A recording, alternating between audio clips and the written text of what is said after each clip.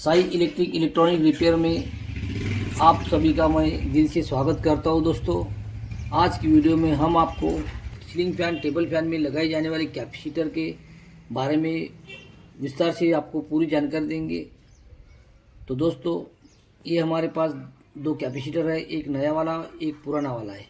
तो दोनों को हम आपको चेक करवा देते हैं। और तो हमें चेक करने के लिए ऐसा एक बोर्ड की आवश्यकता पड़ेगी दोस्तों। और चेक करने के दो तरीके होते हैं, एक पैरेलल में और एक सीरीज में। तो दोस्तों, हम सबसे पहले आपको पैरेलल में कैसे चेक करना है ये बता देते हैं। बस एक कैपेसिटर है 2.50 MFD का।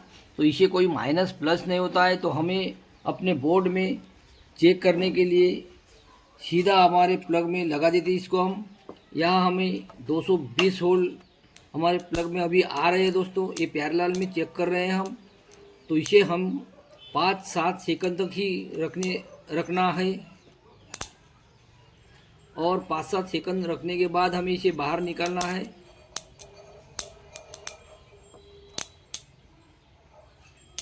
तो इसे बटन बंद कर दिया है और बाहर निकालेंगे दोस्तों। बाहर निकालने के बाद आप एक गलती मत करिए,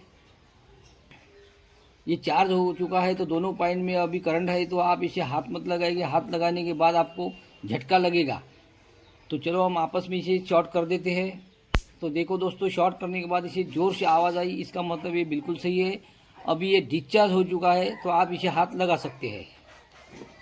और ये हमारे पास एक पुराना कैपेसिटर है दोस्तों, इसको भी हम आपको चेक करवा देते हैं। तो के बाद हमें इसे बाहर निकालना है। तो देखो, इसको भी हम बाहर निकाल के शॉर्ट करके देखते हैं। तो देखो, इसमें थोड़ा सा आवाज़ कम आ गया, यानी कि ये ख़राब है, आपके फैन में स्पीड नहीं देगा।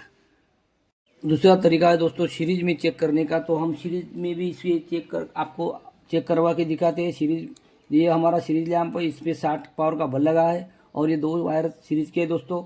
तो कंडेंस कैपेसिटर के दोनों वायर के साथ इसे जोड़ना है। तो देखो, हम इसे जोड़ लेते हैं। तो देखो दोस्तों, जोड़ने के बाद बल की फिलामेंट थोड़ी पावर के साथ जल रही है। तो इसका मतलब ये बिल्कुल सही कैपेसिटर है। इसे भी हमें 5 या 7 सेकंड तक रखने का है और रखने के बाद इसे निकालना है। तो देखो, अभी इसे हम आपस में शॉर्ट कर देते हैं। देखो, शॉर्ट करने के बाद बिल्कुल तेज़ आवाज़ आ रही है। और ये पुराने वाले कैपेसिटर के चेक करवा देते हैं सीरीज में। तो दोनों वायर को हमने कनेक्ट किया है दोस्तों। तो देखो, स्पार्क हो रहा है वायर के साथ, मगर बल्ब नहीं जल रहा है।